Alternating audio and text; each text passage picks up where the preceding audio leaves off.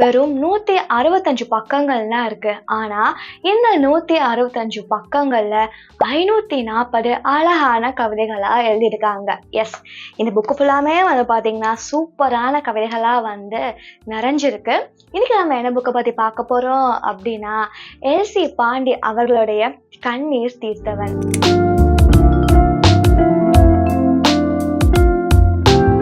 கண்ணீர் தீர்த்தவன் தலைப்பே வந்து வித்தியாசமா இருக்கு இல்லையா? இந்த தலைப்புக்கான காரணத்தை புத்தகத்தோட பின்னாடியில வந்து டீட்டெயில்டா வந்து கொடுத்துருக்காங்க. புத்தக தலைப்பின் கருத்து நான் வந்து ஷார்ட்டா வந்து சொல்றேன். நம்ம எல்லாருமே நமக்குன்னு இருக்கக்கூடிய உறவுக்குன்னு கொஞ்சம் கண்ணீர் துளிகளை வந்து சேர்த்து வச்சிருப்போம். அந்த கண்ணீரை அவங்களுக்காக அழுது நம்ம தாராளமா செலவழிக்கலாம், அதுல தப்பே கிடையாது அப்படின்னு சொல்றாங்க. சில பேர்லாம் இருப்பாங்க, அவங்க முன்னாடி இவங்க முன்னாடிலாம் நான் அழவே மாட்டேன் அப்படின்னு. ஆனா அதுவும் ஒரு வகையான கண்ணீர் தான் அப்படின்னு சொல்றாங்க. ஸோ நமக்கு பிடிச்சவங்களுக்காக, நம்மளுடைய உறவுக்காக நம்ம தாராளமா கண்ணீர் சிந்தலாம், அதுல தப்பே கிடையாது அப்படின்னு சொல்றாரு.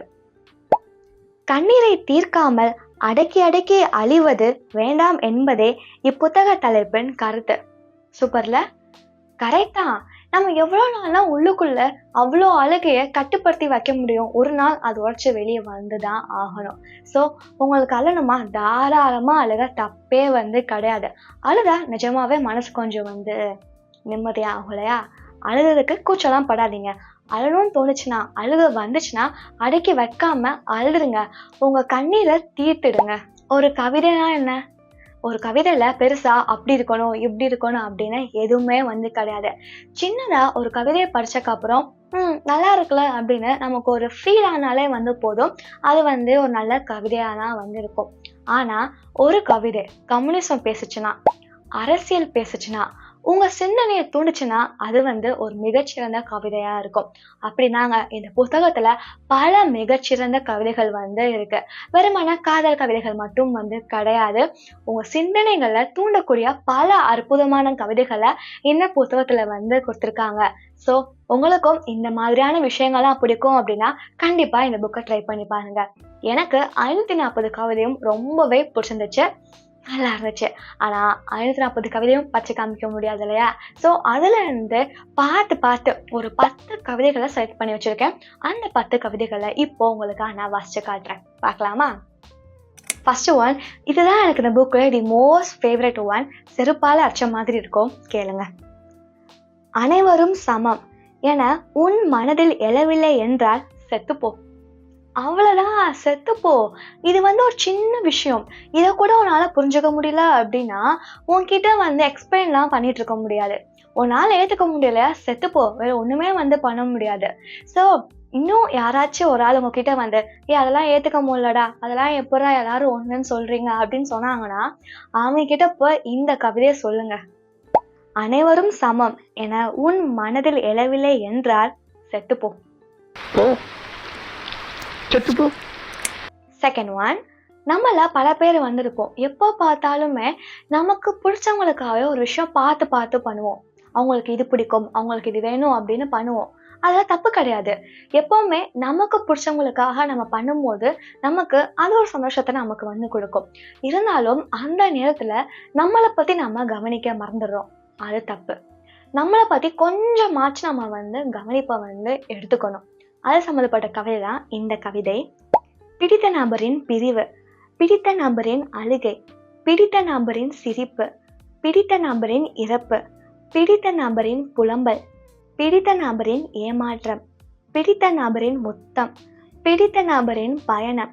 இப்படி பிடித்த நபருக்காகவே ஒருபோதும் வாழ இயலாது. பிடிப்பு இருக்கும் வரை பிடித்த நபருடன் இருங்கள். பிரிவு நேர்ந்தால் உங்களுக்கு நீங்களே பிடிப்பாக இருங்கள். எவ்வளோ அருமையாக சொல்லியிருக்காங்க. இதுதான் உண்மையும் கூட. He can fix me, she can fix me அப்படின்னு நினைக்காதீங்க. யாருனாலையும் யாருமே ஃபிக்ஸ் பண்ணவே முடியாது. உங்களை நீங்கள் தான் வந்து ஃபிக்ஸ் பண்ணிக்கணும். அதை தான் சொல்கிறாங்க. பிடித்த நபரின் பிரிவு, பிடித்த நபரின் அழுகை, பிடித்த நபரின் சிரிப்பு, பிடித்த நபரின் இறப்பு, பிடித்த நபரின் புலம்பல், பிடித்த நபரின் ஏமாற்றம், பிடித்த நபரின் முத்தம், பிடித்த நபரின் பயணம். இப்படி பிடித்த நபருக்காகவே ஒருபோதும் வாழ இயலாது. பிடிப்பு இருக்கும் வரை பிடித்த நபருடன் இருங்கள்.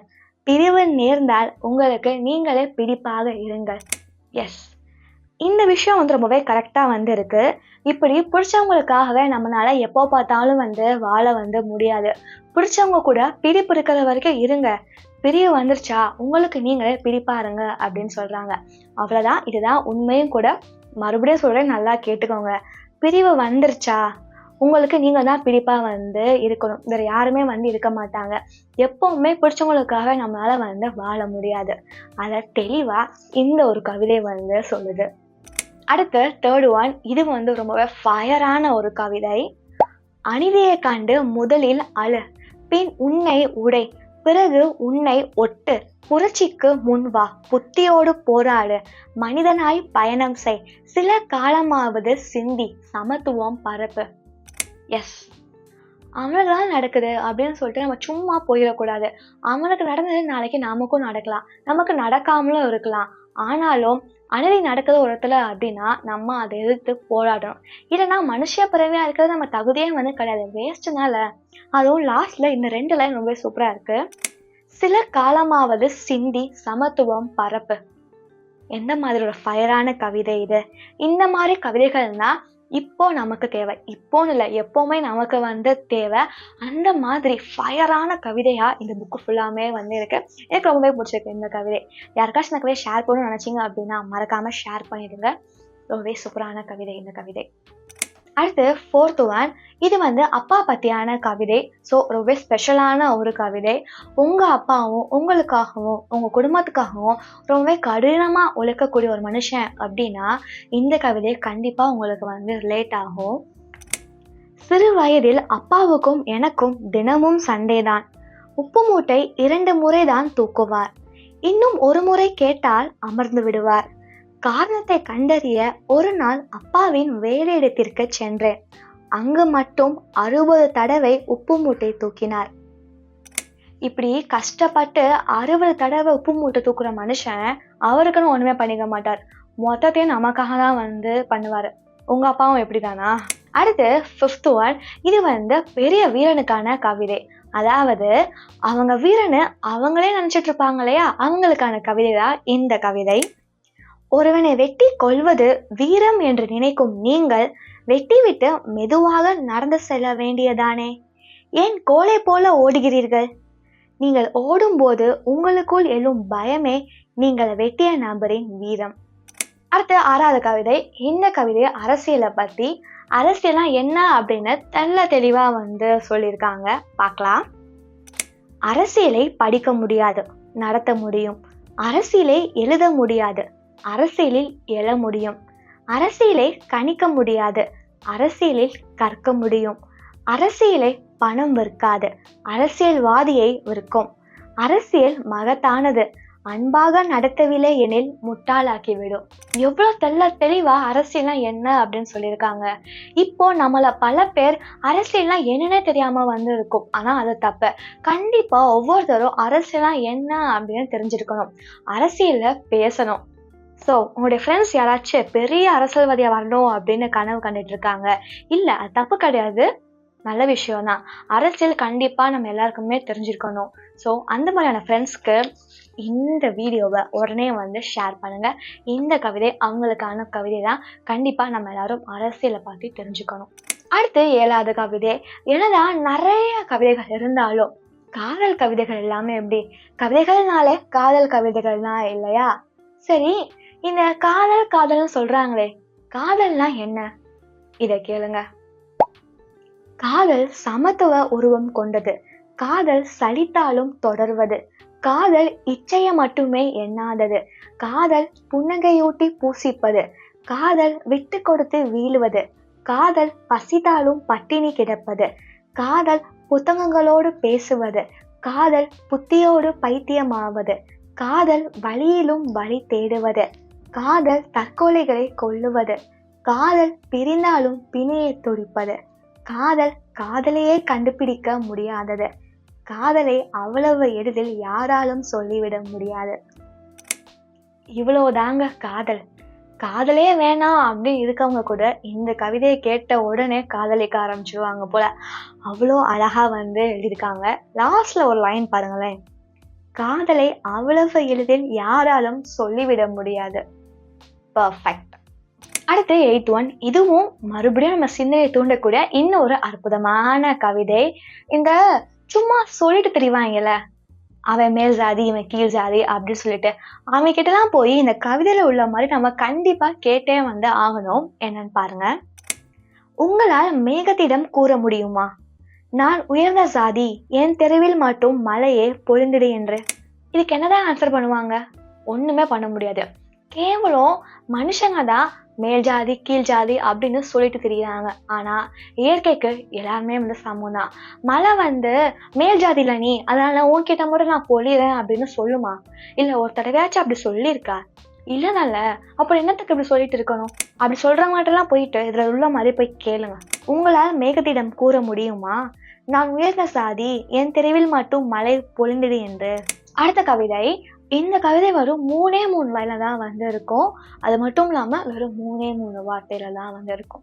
ஆனா இதுல அவ்வளோ பெரிய விஷயம் வந்து இருக்கு. கேளுங்க. யானைகளின் சிறைச்சாலை கோவில்கள். உண்மைதான் இல்லையா? நான் சின்ன வயசா இருக்கும் போது எங்க ஊர்ல வந்து ஒரு பெரிய திருவிழா வந்து நடக்கும். இன்ன வரைக்கும் நடந்துட்டுனா இருக்காது. ஒரு பெரிய கோயில். அந்த கோயில்ல பல 100 வருஷங்களா வந்து அந்த திருவிழா வந்து நடந்துட்டே தான் வந்து இருக்கு. கிட்டத்தட்ட 10 நாள் வந்து அந்த திருவிழா வந்து நடக்கும். ஒவ்வொரு வருஷமும் நான் அவ்வளோ ஆசையா அந்த கோயிலுக்கு வந்து போவேன். ஏன்னா அங்க யானை வந்து இருக்கும். யானை இருக்கா, நான் கோயிலுக்கு வரேன் அப்படின்னு சொல்லிட்டு தான் நான் வந்து போவேன். அந்த யானையை பார்க்கறதுக்காகவே. அந்த கோயில்ல அவ்வளோ நிறைய விஷயம் இருக்கும். சூப்பர் சூப்பராக கொலு வந்து வச்சிருப்பாங்க. நிறைய விளையாட்டு ஜாமான் வந்து இருக்கும். ஒவ்வொரு நாளைக்கும் ஒவ்வொரு ஃபங்க்ஷன் வந்து நடக்கும். அதாவது பொம்மலை ஆட்டம், பட்டிமன்றம், டான்ஸு இப்படின்னு சொல்லிட்டு நிறையா வந்து இருக்கும். ஆனாலும் நான் போறது யானையை பார்க்கறதுக்காக தான். யானையை தொட்டு பார்க்கணும், அப்புறம் யானைக்கிட்ட 5 ரூபா கொடுத்து ஆசீர்வாதம் வாங்கணும்னு சொல்லிட்டு ரொம்ப ரொம்ப ஆசை. அதுக்காக மட்டுமே நான் வந்து போவேன். ஆனா வளர்ந்தக்கப்புறம் தான் எனக்கு வந்து தெரிய ஆரம்பிச்சிச்சு. அப்படியே மைண்ட்லாம் வந்து தெளிஞ்சிச்சு. இல்லை இது தப்பு அப்படின்னு சொல்லிட்டு. யானை டாக்டர்லாம் படிச்சு நான் ரொம்பவே ஃபீல் பண்ணேன், அழுத. எனக்கு யானை தான் ரொம்ப பிடிக்கும், அனிமல்ஸ்னாலே பிடிக்கும். ஆனா கோயில் யானைகளுக்கு அது கோயில் கிடையாது, அது வந்து ஒரு ஜெயில். யானை பிச்சை எடுக்க வைக்கிறாங்க. அது வந்து ரொம்ப வந்து கஷ்டப்படுமா. நிறையா கேஸ்லாம் வந்து நடந்துச்சு. அந்த மாதிரி வந்து கோயிலில் யானைகள்லாம் இருக்கக்கூடாது அப்படின்னு சொல்லிட்டு. சில கோயில்களே இல்லை, ஆனால் இன்னும் நிறையா கோயிலில் இது இருக்கு. இன்னும் நடந்துட்டே தான் இது வந்து இருக்கு. எப்போ வந்து ஸ்டாப் ஆகும் அப்படின்னு சொல்லிட்டு தெரியல. வாயான ஜீவன், யானைக்கு என்ன தெரியும்? அது காட்டில் எவ்வளோ பெரிய ஆள் தெரியுமா யானை. அதை கூட்டிகிட்டு வந்து பிக்சர்த்தை வச்சுட்டு. எனக்குலாம் வந்து இப்போலாம் அந்த மாதிரி ஏதாச்சும் யானையை பார்த்தா ஒன்று பயங்கர கோவம் வரும், இன்னொன்று எனக்கு ரொம்ப நான் ஃபீல் பண்ணுவேன், ரொம்ப வந்து கஷ்டப்படுவேன். ஏன்னா ஒரு கதை எங்கேயோ ஒரு இடத்துல படித்தேன், என்னன்னு தெரில. யானைகள் வந்து எப்போவுமே ஃபேமிலியாக இருக்கலாம் ரொம்ப பிடிக்குமா யானைகளுக்கு. ஆனால் இந்த யானையை அம்மா கிட்ட இருந்து பிரித்து கூட்டிகிட்டு வந்தனா வந்து வச்சிருவாங்க. அதெல்லாம் எவ்வளோ ஒரு கொடூரமான விஷயம். இப்போ ஒன்றா உங்கள் அம்மா கிட்டேருந்து பிரிச்சுட்டு வந்து எங்கேயோ ஒரு பிக்சருக்கு வச்சா உனக்கு வந்து எப்படி இருக்கும்? நமக்கு எப்படி இருக்கும்? நமக்கு வலிக்கும்ல. அப்போ யானைக்கு வலிக்க தான் செய்யும். எப்போதான் மாறப்போகுதுன்னு தெரியல. அடுத்து லாஸ்ட் கவிதை 10th ஒன். இந்த புத்தகமே வந்து பார்த்தீங்கன்னா கண்ணீர் அப்படின்னு தலைப்பை வச்சிருக்கு. ஸோ கண்ணீரை பற்றி கவிதை இல்லாமல் எப்படி? அதை சம்மந்தப்பட்ட கவிதை தான் இந்த கவிதை. கண்ணீர் தீர்ந்து விட்டது, இனி அழ வேண்டிய அவசியம் இல்லை. அழுகாம மனசுக்குள்ளேயே வச்சுக்காதீங்க. கண்ணீர் தீர வரைக்கும் நல்லா அழுந்ததுக்கப்புறம் நீங்கள் அழணும்னு ஒன்றும் அவசியம் கிடையாது, சரியா? ஆனால் அழுதுருங்க. கண்ணீர் தீருதோ இல்லையோ அழுதுருங்க, உள்ளுக்குள்ளே போட்டு வச்சுக்காதீங்க, சரியா? அழுங்க, தப்பு கிடையாது.